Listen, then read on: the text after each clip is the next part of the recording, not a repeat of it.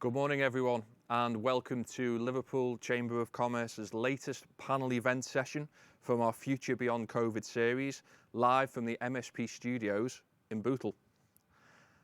Today, as a chamber, with our panel, we're continuing to look beyond COVID-19 to bring a panel of experts from across the Chamber's membership base to talk about sustainability and what net zero means to their and your businesses now and in the future.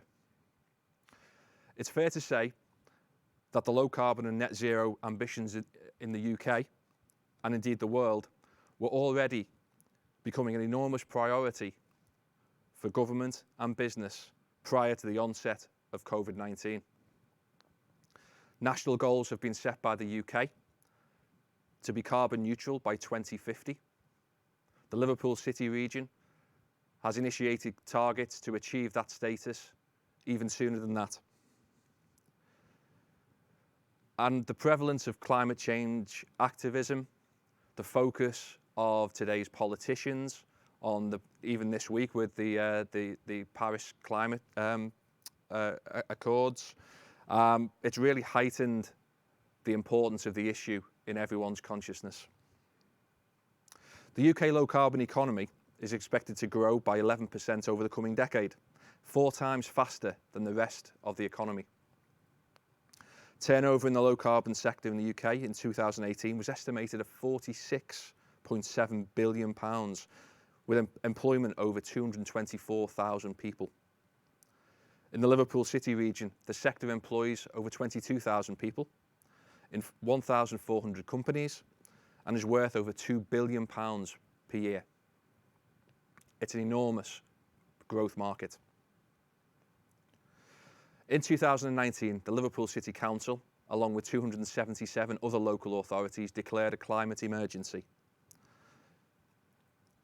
Since 2005, Liverpool, as a local authority, has cut 840,000 tonnes of CO2 from the atmosphere.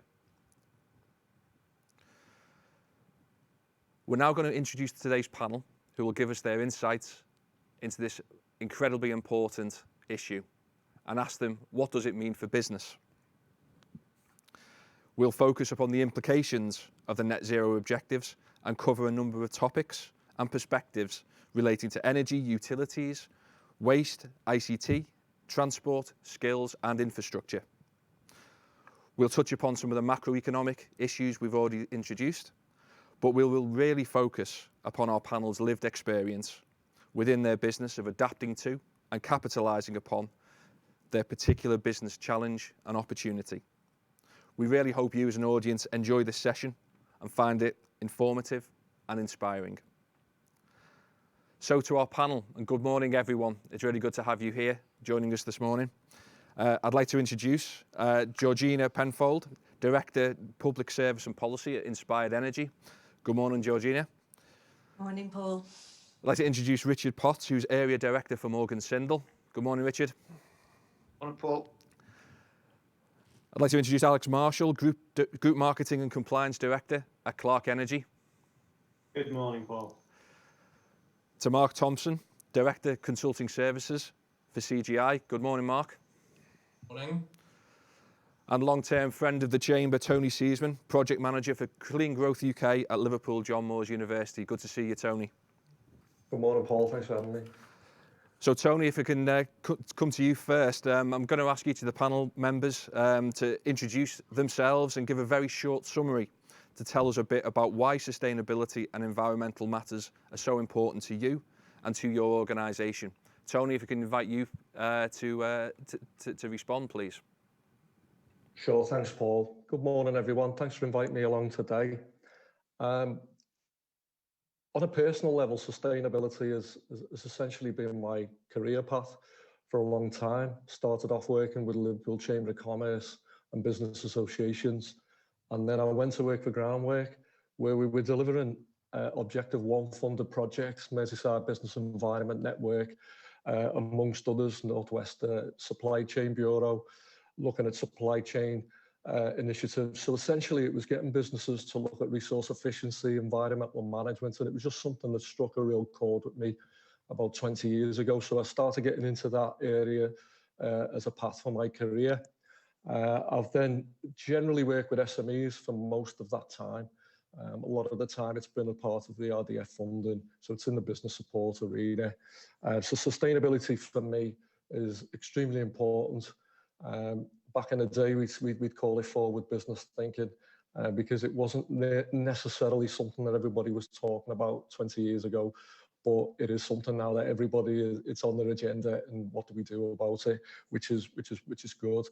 I now work at the university at LJMU. So obviously I've got my own personal values, which is essentially why I work at LJMU in a similar role. But obviously with the university being an anchored institution, so the university, it's got a huge part to play.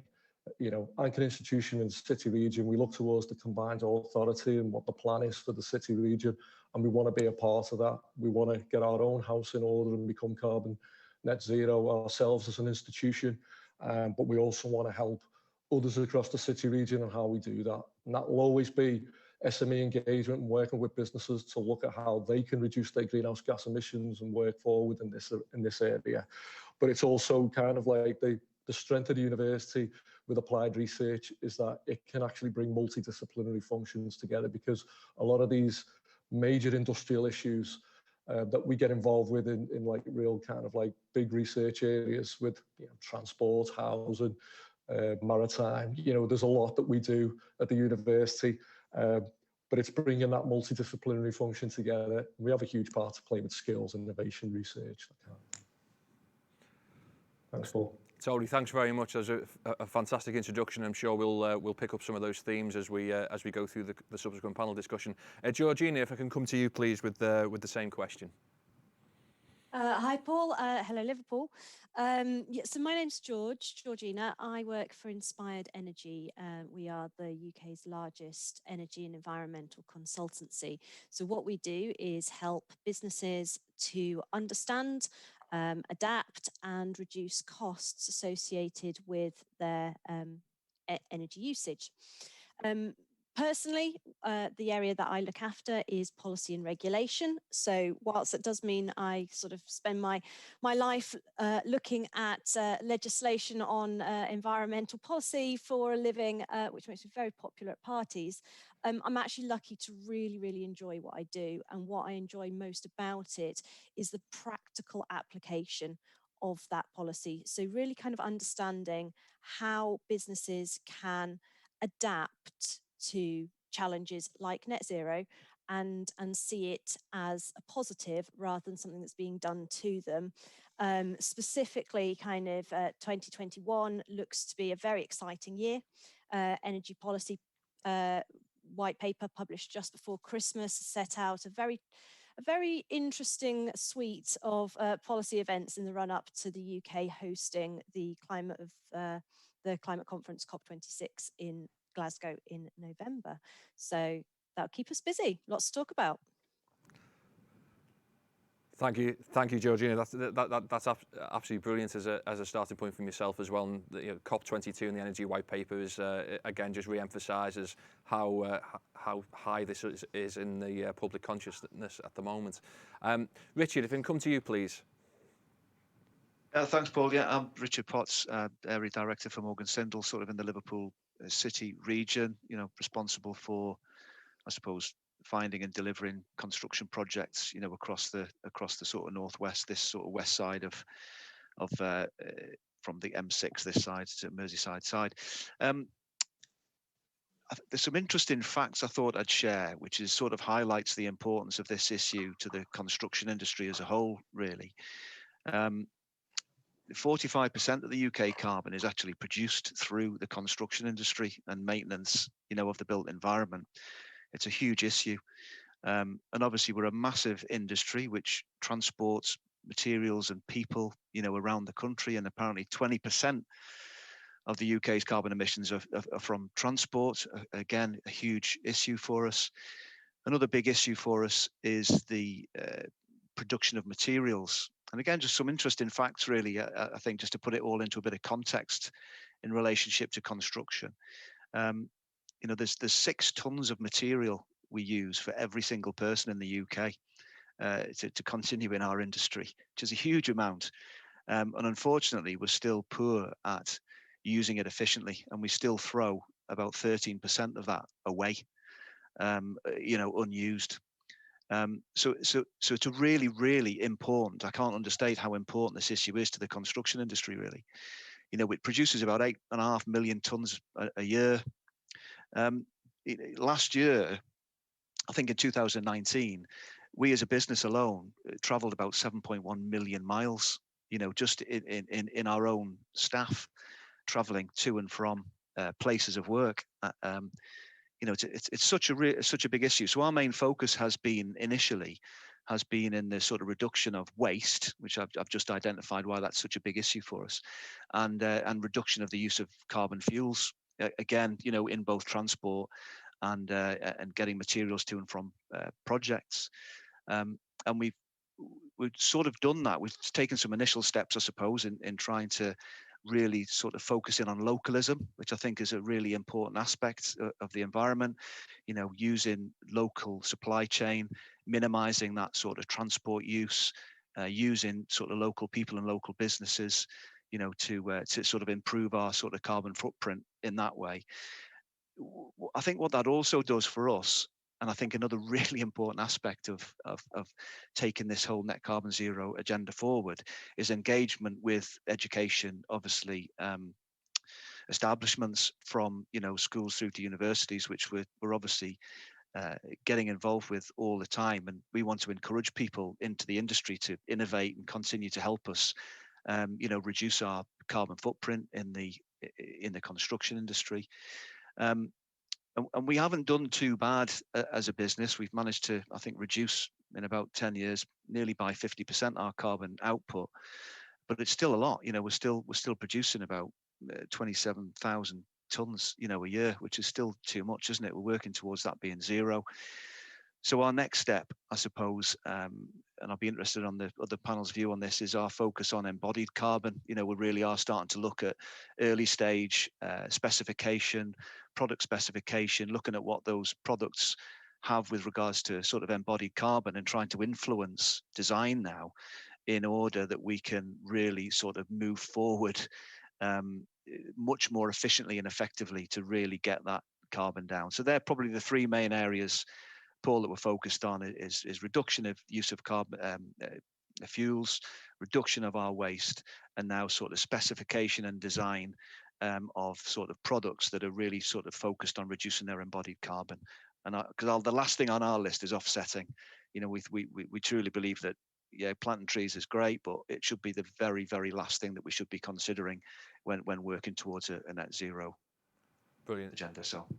Thanks, Richard. And again, it's fascinating hearing how the agenda is almost taking part in so many different aspects of your business as well, from product development right the way through to actually end delivery as well. So we're really interested. We'll pick up some of those points as we go through. If I can turn to Alex at Clarke Energy now. Good morning, Alex.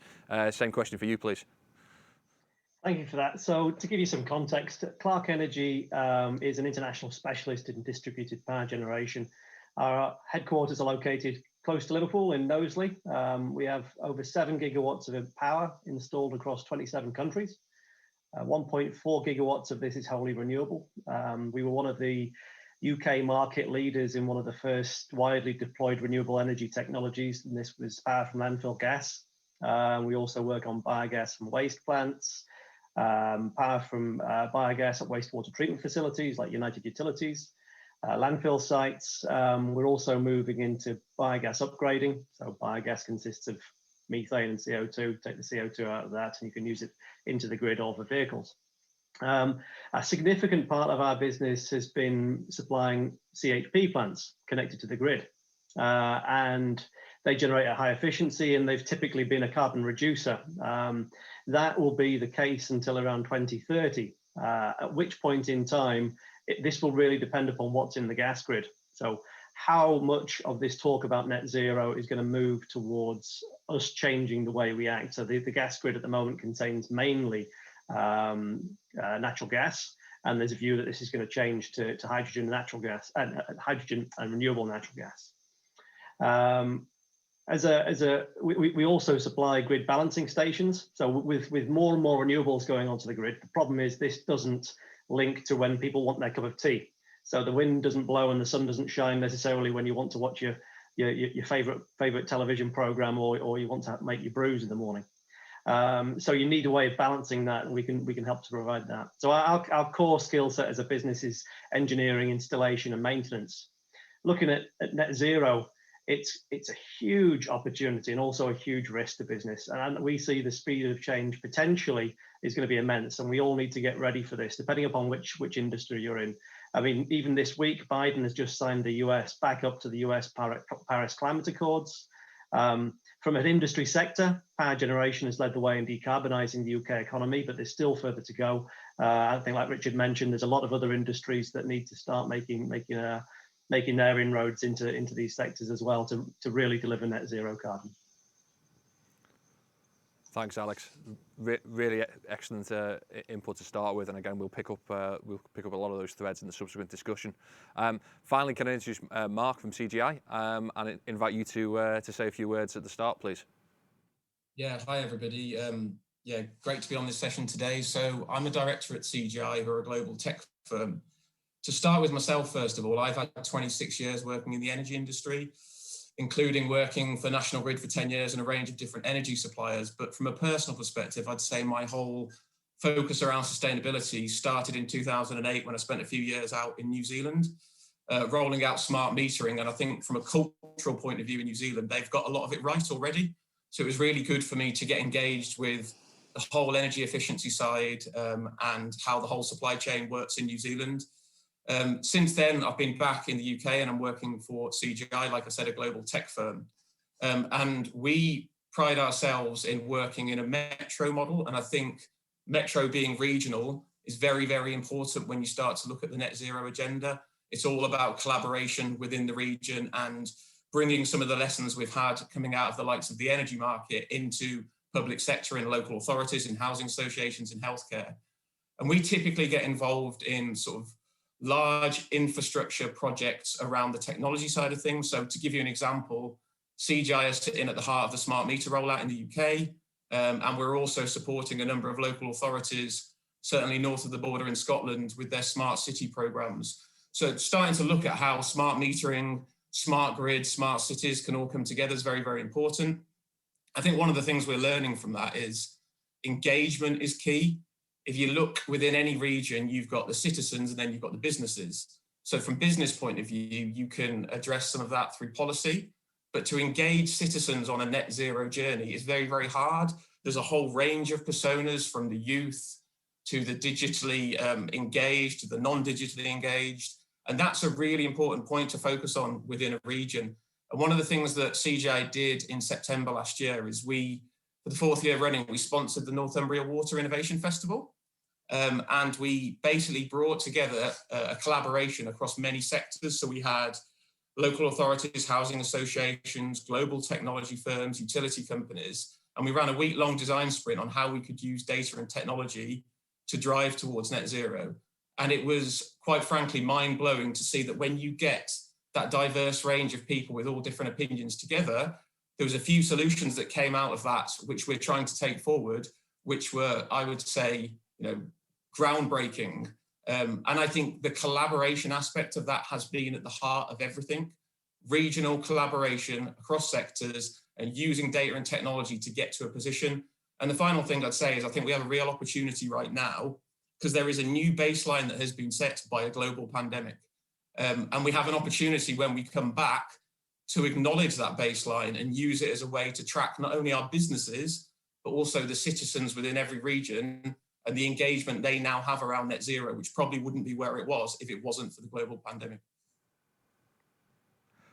Mark, thank you very much. That again, my thanks to the whole panel for those really interesting and valuable scene-setting comments there.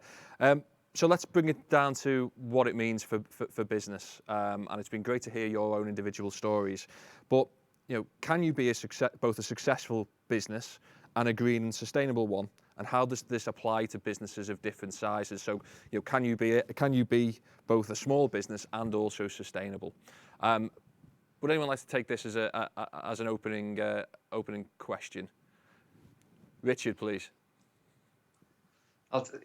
Yeah, just obviously we engage with hundreds of businesses our business in the Northwest is part of a bigger group of businesses, Morgan Sindall Group. We're a big organisation, with lots of people in it, but obviously we engage with lots and lots of different businesses in our supply chain, from material providers to subcontractors providing services, all sorts of things. And I would think that the question really is, to be successful, you're going to have to be sustainable. It's quite simple, because I think what's coming is our clients are going to drive the agenda towards net zero carbon projects, which is going to drive us to really work on carbon calculators and looking at embodied carbon and product specification, which will drive that down into the supply chain. So that if our supply chain are ahead of the game with regards to sustainability, with regards to their sort of carbon agenda, how they're dealing with it, their carbon hierarchy, what their strategy is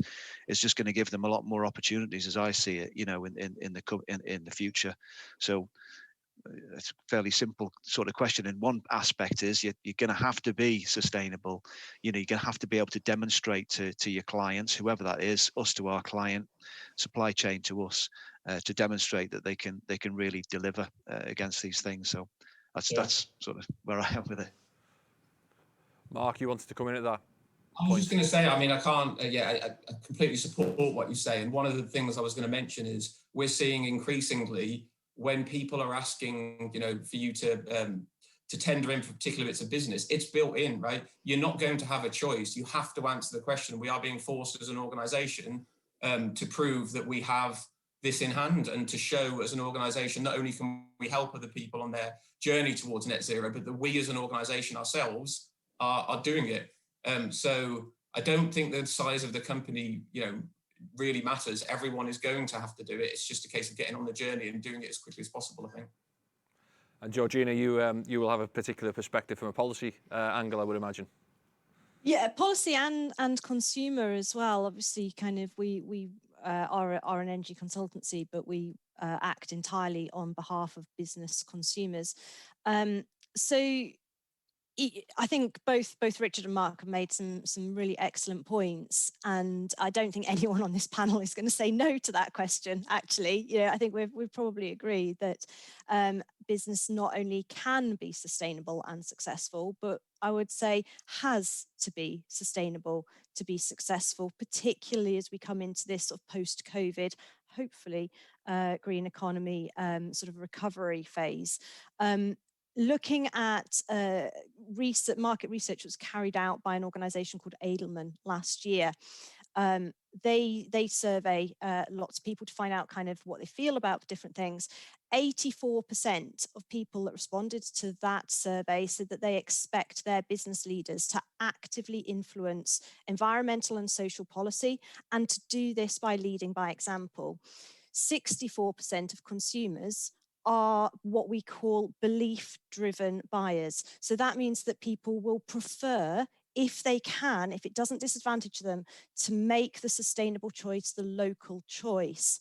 And that becomes even more impactful as you look at younger generations. So more than 40% of millennials, which is the age group, kind of, I'm never sure exactly where the generations start and end, but approximately kind of 36, 37 down to 26, 27. So these are the people that are just coming into their economic power, just get into positions in business where they're starting to be very influential. More than 40% of those believe that the primary purpose of business is to improve society. So all of that just indicates to me that it's not a matter of do or don't, or big or small. We have to do this if we want to remain economically sustainable, as well as environmentally and socially. And for you, Alex, I presume big implications in the journey that Clarke Energy have been on, particularly in the last decade, will resonate a lot with that experience. Yes, it's as a business, we've successfully grown from a small business to a large business on the back of the renewable sector. Yeah, but I think we have to agree that this has been a choice rather than an option previously. Many businesses could greenwash and pretend that they were doing the right thing, and in practice doing something completely different. I think net zero is going to bring a whole sea change in the way we have to operate. And this has to be not hypocritical too. We can't say, yes, we're decarbonising the UK and then buying everything from high carbon emitting countries and importing carbon, you know, having disastrous environmental implications the other side of the world and ignoring that. So carbon has to be, the embedded value of carbon has to be accounted for in international trade. Likewise, we all have to look at what we do personally. You know, I'm in the waste management industry. How many people have actually gone to see where the rubbish they put into their bins actually ends up? And why throwing the odd wrong thing in the wrong carton actually has a bit of an impact on what might happen to a whole shipment of waste that might have to be discarded. So we all have to take responsibility and see the bigger picture and involve society as well as business and involve it properly. Fascinating perspective there, Alex. Just to pick you up on something you said there. Over the past sort of several decades, we've had this this issues around outsourcing or offshoring and the implications for particularly in labour markets and some of the practices that may or may not take place, and a number of scandals have taken place over the year. It sounds almost like you foresee a similar challenge when it comes to supply chains and almost offshoring some of the poor practices around carbon and environmental impact. Is that something that you see potentially happening? Yeah, and also buying cheap rubbishy clothes that get you worn once, and that this at the other end of the world is polluting a whole riverbed. We need to take a look at the big picture and not kind of use international trade as a way to ignore the wider implications. And some of the things we buy so cheaply these days, there's a reason for that, and somebody's paying the environmental impact of that. Brilliant. Tony, you work with a variety of businesses, different sizes and different stages in their development when it comes to their development of net zero conformity. What's your perspective on this?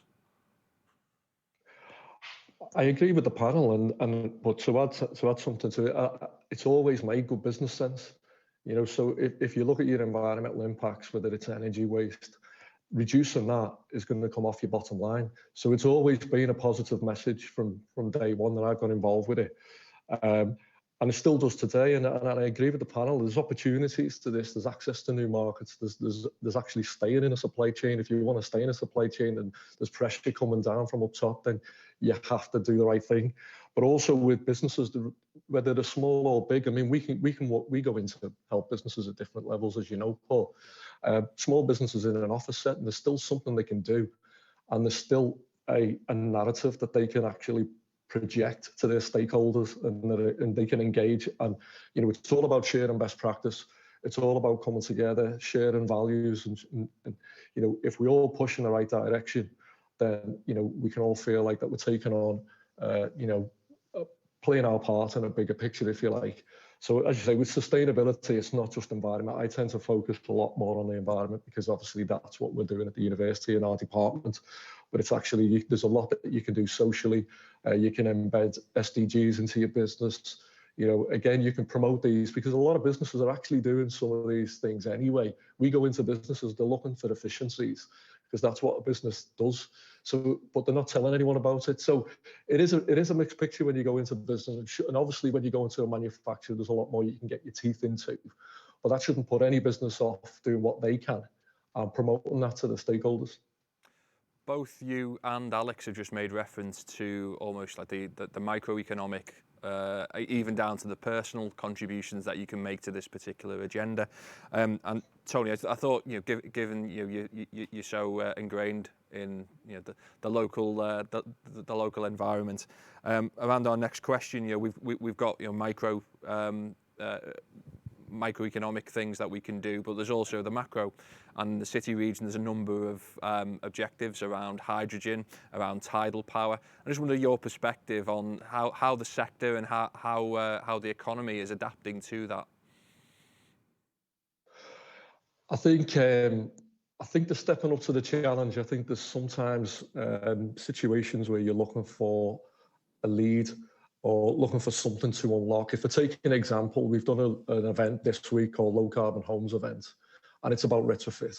So if you take that, we know that that's a key aspect for not just the city region, but the UK anyway, is heating in homes.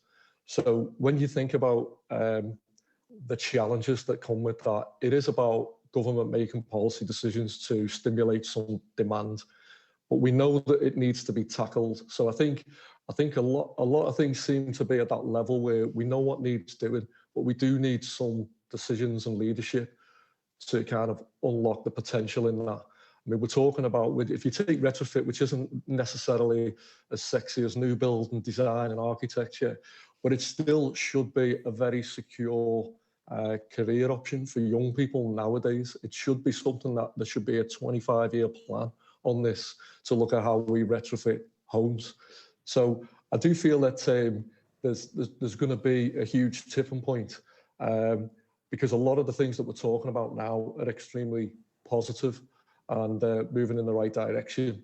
And I do think that's because I think the message is good. And I think the combined authority where they've talked about the recovery being a people-centered recovery, because when we talk about climate change, I actually feel that even though that's close to what I've been doing throughout my career, it's actually about well-being of cities as well.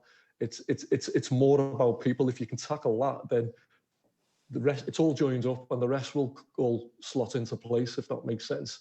If we're looking at creating high value jobs, we should be embracing clean growth sectors.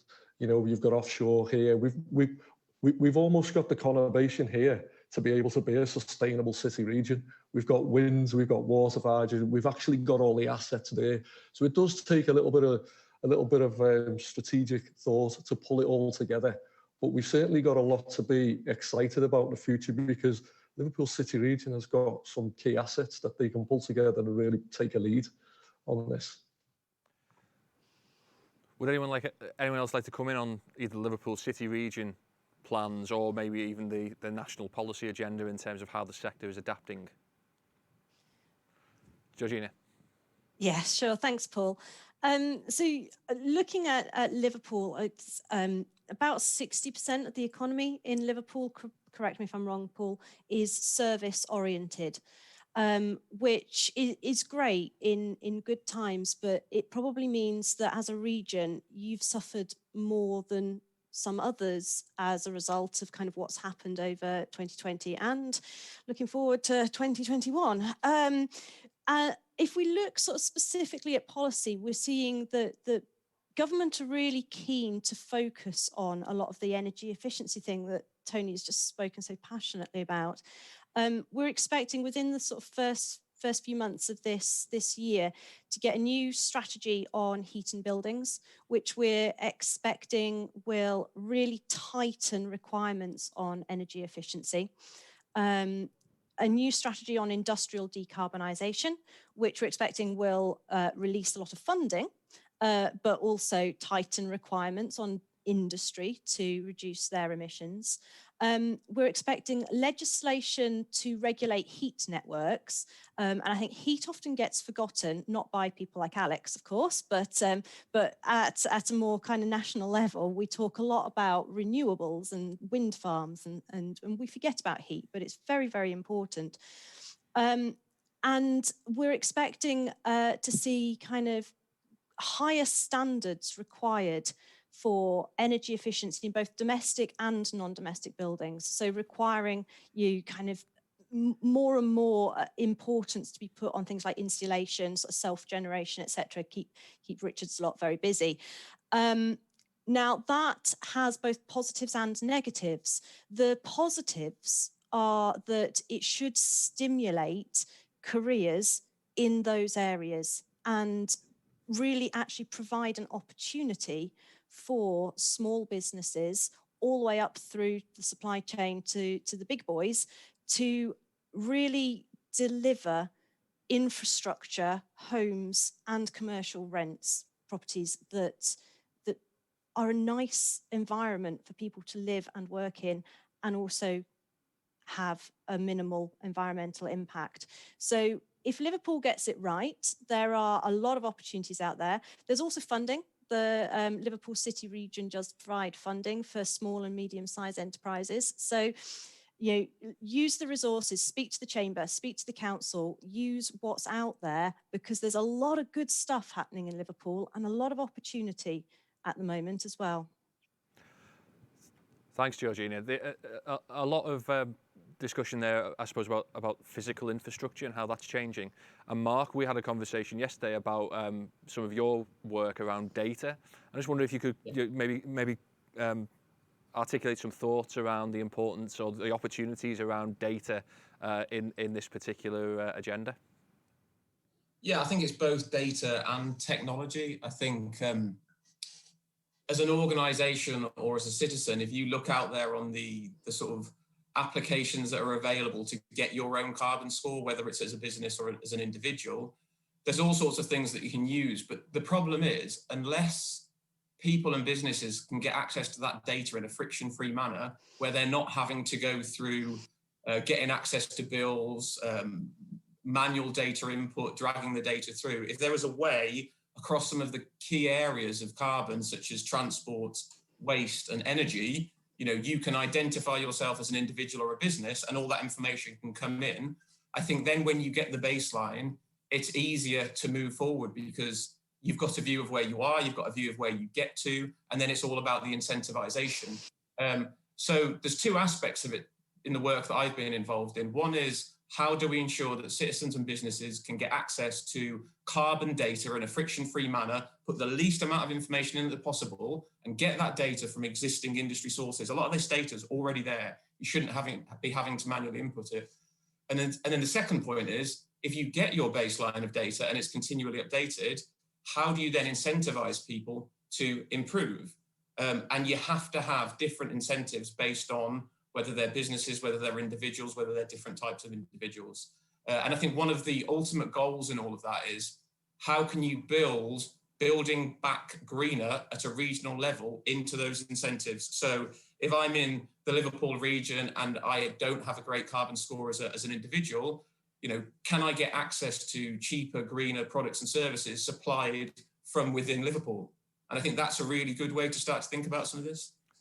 One of the key things we talked about ahead of this session, and indeed, some of the other panelists just talked about it, particularly Georgina when she was talking about incentivizing businesses and such, is about that collaboration between particularly private and public sector.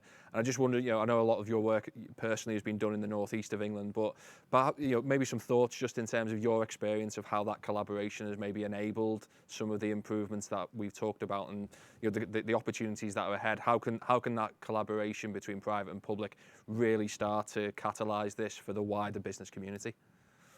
Yeah, well, I'll probably start by answering slightly. I would say the starting point is, you cannot address this problem without collaboration across public and private sector. It's not going to be possible.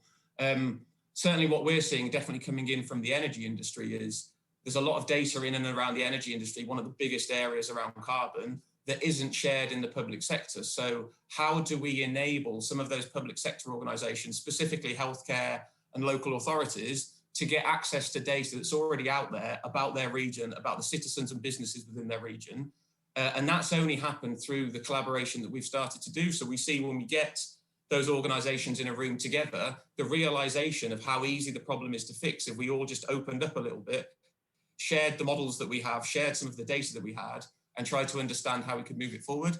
I think collaboration is absolutely critical in moving this area forward. And it's been really insightful for me to see that when we get people in a room and you're focusing on an agenda and you have a mix of different people in that room, everybody wants to solve this problem. Thanks, Mark. Again, Tony, you've been heavily involved, from a university perspective, and in your previous life, with sort of capitalising upon, or ensuring businesses can capitalise upon some of that partnership work. I just wonder, from your perspective, how can that collaboration, almost macro level collaboration, if you like, and then how does that trickle down into the business support that enables individual businesses to make the changes that they need to? Well, at the university, we have funded projects at the moment that businesses can come to us, and we'll actually set them on the journey. We can look at like carbon footprints, and to be able to kind of assess the company and where you're at right now, because when you go on this journey, you really need to baseline, you need to measure, and then you need to have targets to try to aim for and achieve. And that's always good to be able to look back and assess how you're getting on. We would then kind of like take you through a bit of a roadmap, because there's always low-hanging fruit. It doesn't cost you anything. There's always some investment that will pay off quite quickly, and then there's always things that might be prohibitive. But we expect that, you know, I mean, we wouldn't expect somebody to put solar panels on their roof if the payback's in 10 years' time and it's something that they can't afford right now. I mean, you know, you are dealing with SMEs that have a problem sometimes with time and, you know, skills, knowledge, you know, and I think also having that, what I find with collaboration, when we brought businesses together and we've been able to say, look, company X is doing that over there, and put them together so they can talk to each other. There is an issue sometimes, especially when we were talking about things like retrofit, just going off on a slight tangent. You need trusted advice as well. You know, it's like where'd you start with some of all of this? You know, you've got a business there. You want to take a step back. You want to strategize, and you know, at some point you've also got to hold your nose and jump in. And I think that's a bit of a worry to some businesses, because you think, well, I'm not really the expert in this, and then, you know, it's going to the market and paying for that expertise. But I think with the university, at least at the moment, there is support out there that can at least start the conversation with you, put you in the right direction to other. We know other organisations that deliver in the city region that are reputable, and there's plenty of support out there. But like I say, with the best practice thing, it's crucial, because when you've seen that other businesses, I mean, it's like with the chamber, you know, you'd have like industry kind of tours where you can go and see other businesses, and kind of it works a treat when you can actually manage that process and put people in touch with each other. Because as I say, you can see it in action, you can see how it's supported the business, and they're only going to tell you exactly what they've done, just to be helpful and supportive. So I feel like it's a trusted route to go down. Tony, you talk there about you know, I suppose time poverty, which you know is a big challenge for a lot of particularly SMEs and certainly smaller organisations. So I wonder if we just pull on that thread for the panel, building upon, I suppose, Georgina's warnings, if you like, about what is going to be expected of businesses and potentially enforced by government.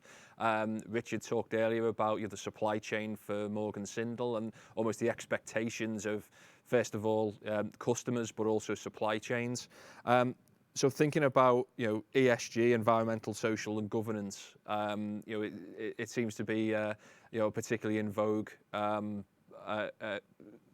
initiative or expectation.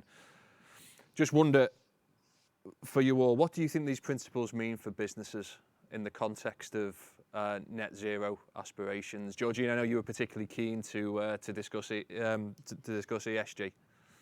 Yeah, thank you, Paul. I'm having a lot of conversations about ESG at the moment. So, like Paul said, ESG stands for environment, social, and corporate governance. So it's not just about net zero. It looks the whole lot. And investors use ESG ratings to assess how resilient a business is against negative impacts of things like climate change, or exposure to issues in your supply chain, for example, around modern slavery.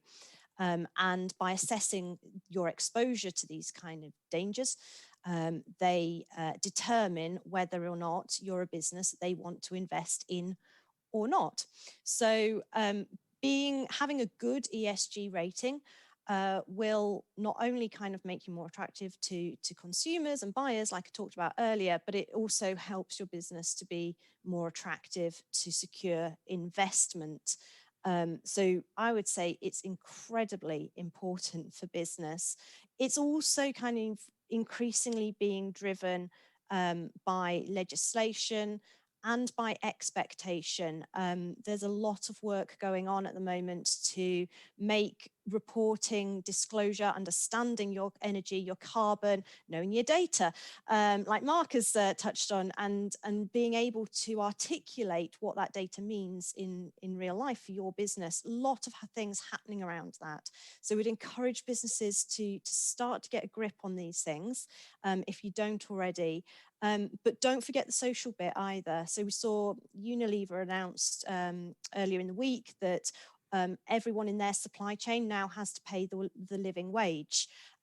We saw earlier on in 2020 kind of accusations against certain fashion brands and their treatment of workers, seamstresses in Leicester. But also COVID has really shown the importance of having strong supply chain and good supply chain management. I was delighted that Richard sort of said Morgan Sindall really focus on localism and using kind of local tradesmen. That's brilliant. But I think it's also something that is going to become increasingly important, that you knit your environment, your social and your corporate business strategy together. Georgina, if I could come back to on a particular point then. You know, we've talked previously about almost the morality of ESG and how, you know, a moral obligation was the place where a lot of this stuff came from. And I think Tony made reference to it earlier. On the spectrum of moving from, you know, moral reasons to economic and you know, essential reasons for business survival, where do you feel we're at on that spectrum at the moment, and where will we get to? I think that we are moving along that. I think we all in our hearts know what is right for our planet, for our communities. And legislation is starting to push us further and further into not just knowing it, but acting upon it. And I think it is very much, like I say, we've seen so much come out of COVID, and people talk about, well, yeah, this is a horrible time, but let's use it wisely and let's look at what we can do better. And whilst absolutely kind of, it would be lovely if society was driven by moral reasons, the reality is that legislation, as should be the purpose of government, is going to catch up with making society fair and just and do the right thing for the planet and society. Just maybe Alex or Richard, I just wonder if you've got a perspective on that in terms of maybe your own organisations or a view about how that shift has taken place from, you know, morality through to, you know, frankly, you know, the essential requirements for business sustainability in the eyes of consumers and also in for stakeholders and shareholders. Sure. Well, maybe I'm a little bit cynical. I think maybe in the last 10 or 15 years, a lot of ESG stuff has been a box ticking exercise. And I think organisations that treat it as a box ticking exercise to get on a tender are going to, in the future, going to fail. You need to make sure that whatever you're doing environmentally, socially, and governance-wise is real, and it's not just a piece of paper you show when you try and secure a tender. So you need to actually, and you need to be auditable on that fact as well. So if somebody walks into your organisation, are you practicing what you preach? And I think those organisations that do that and do treat it not as a box ticking exercise will be the most successful in the future. Yeah, I totally agree with Alex. Totally agree. I think these things have got to be embedded, you know, in your business. I think ultimately, what's really important to us as a business for sustainability, well, it's of course to make a bit of profit, but also it's to retain the best people, you know, have the best people in your business. And these things, now that the environmental agenda is going right up to the top, and I think the young people coming through universities now much more focused on what businesses are doing environmentally. So they're looking to go into businesses that have a really good environmental record, have a really good strategy with regards to their sort of environmental processes, but also they want to make sure the social side, they want to make sure that the business is looking after them, that they get the right development, the right training. You know, big focus for us in the construction industry is diversity. You know, we're a terribly undiverse industry. You know, we're very much led by middle-aged white men, you know, and that's a real focus for us, is, you know, really sort of starting to look at diversity, and obviously that feeds into that social side.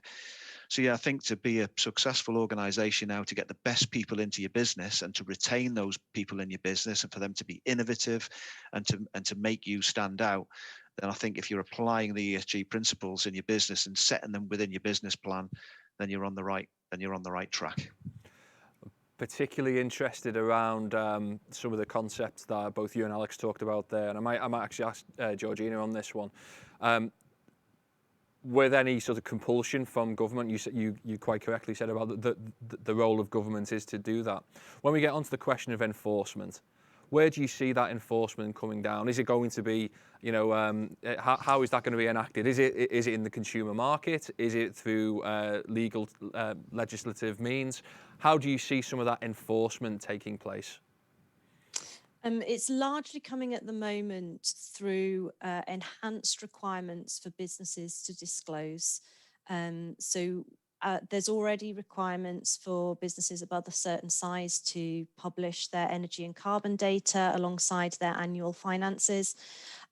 We are expecting legislation to be adopted very, very soon, which will also require businesses to disclose information on their risk to climate impacts from climate change. So, if are you in a flood zone? Are you buying lots of materials from an area that would be susceptible to drought, for example? So it's being pushed through public disclosure. The Financial Reporting Council is also looking and considering whether to require businesses to publish what would be known as a public interest disclosure, where all of this can be found, and interested journalists or political activists, campaigners can go and find out what your business is up to. And a lot of the big PLCs do this already, but as I think it was Alex said, it does need to be auditable, and that's where government is really sort of starting to put the requirements in, that these things are not just disclosed, but they are checked and verified as well. Brilliant, thank you so much for that. I'd like to move on to some predictions, which is always the fun time, because these can be archived pretty much forever via YouTube. So it's an opportunity for us to all look very, very silly with our predictions. What next for sustainability for you all, either in your own business or even wider afield? What's the next big trend that you're going to see that will affect your business? Go, Richard. I'll jump in only because I've had some really interesting conversations over the last sort of month with various people. Obviously, sustainability for us is seeing a decent sort of pipeline of work and making sure that we're a well-embedded business and we've got some really good relationships with clients, et cetera, et cetera. But I think obviously in the last 12 months with the pandemic, it's had, I think, a huge impact, first and foremost, on the amount that we travel. I mean, look at us today as an example. We're all sitting in our individual spaces, probably not using our cars. It's brilliant. But with regards to sort of the development of offices, that's a really important aspect for the country, isn't it? How do we keep the town centres continually changing, updating, making them nice places to live, work, learn, play, look after people? And the pandemic's really sort of changed, I think, people's views on that and how that's going to go forward. I was having an interesting conversation with a developer last week, and I was asking about office development. And interestingly, he said, well, actually, people aren't going to be looking for smaller offices. They're actually going to be looking for similar sized offices, but with smaller amounts of people in them, with lots of breakout spaces, and making them nice and welcoming places to come and work. And socialize and be with people, which really feeds into the social side, doesn't it, of the ESG principles. And so I just think it's a really interesting sort of time, particularly in the construction industry, about how these things are going to develop, how the net carbon sort of agenda is going to influence building design, product specification, being innovative in the way that we build stuff, offsite manufacturing, efficiencies. I just think it's going to be a fantastically exciting next few years in our industry to see how that develops. So that I just think it's there's lots of things that are going to change, aren't there? And it's going to be I think it's going to be really fascinating how it develops. Thanks, Richard. That's great. Mark? Yeah, I was just going to say, I guess one of the things that's been very apparent throughout the pandemic is the desire and the change in habits of people to be more regional, whether that's buying locally, whether that's spending more time in your local communities. I think one of my predictions is there is going to be even more of this regional build back greener coming forward. And I think, you know, operating within the region and supporting the business and the supply chain side of it, especially things like last mile logistics, I think all that's going to be really, really important in the coming months and coming years. Fantastic. Alex? I'd like to make a prediction with no basis on fact, other than I think to achieve net zero carbon, the world economy is going to need a proper price for carbon itself. There were mechanisms previously in the past which were developed, but at the moment carbon is underpriced. So in order to achieve net zero, to stimulate carbon reduction in countries that can't afford the most advanced technologies, there needs to be a mechanism to support that with a carbon value that we all breathe in the same atmosphere. Brilliant. Georgina? I agree with Alex there. I think that's a good prediction. Looking at the energy industry and the sort of net zero move, I would say keep an eye on hydrogen. Definitely, I think, you know, it's been going to be the next big thing for a long time, but I think it's about to come into its day. So I'll pin that flag to the mast and say watch out for the hydrogen economy. On a wider sustainability issue, I think it's all about the bees. I think biodiversity will be a major talking point for the next 5 to 10 years, and how we protect our insect life, because it all starts there. Tony? Oh, I'll duck out of predictions if that's okay. No, I think what I think we'll see more of is kind of bringing together multidisciplinary approaches, because a lot of these things will not be successful in isolation on their own. So I think definitely some of the projects we're doing in communities now with housing associations, for example, is very much about seeing it from the tenant's perspective. So if you're going to retrofit homes, you actually have to make sure that the tenants endorse those technologies. So, you know, you've got to change behaviour there. But actually, if you do it from the bottom up as opposed to the top down, I think you then get a much more effective solution. So I think you're going to see a lot more bottom up approaches, hopefully. And a lot of different disciplines coming together to achieve solutions. Well, panellists, I'm going to break from tradition and actually stick to time for once with one of these sessions. Can I thank each and every one of you for your contributions today? I'm sure those who have watched the stream live, and we'll catch up over the coming days with some of the snippets that we put out on social media. I'm sure they will take a lot of insight and, as I said at the start, inspiration from what you've all contributed today. My sincere thanks to all of you, both for participating, but also for your continual support of the Chamber as both patrons and strategic partners. It's really appreciated. Substantial thanks as well also to MSP, who have hosted me very kindly this morning and given us our look, which I'm sure you'll all agree is absolutely fantastic. Also thanks to Laura in the Chamber events team as well for coordinating all the activity, and for colleagues who hopefully managed to make me sound relatively competent with some excellent briefing notes. Once again, thank you so much for participating, both as panel, audience and event organisers. We really do appreciate all your contributions and support, and we look forward to welcoming you back at our next event in the very near future. Thank you all, and see you soon. Bye-bye.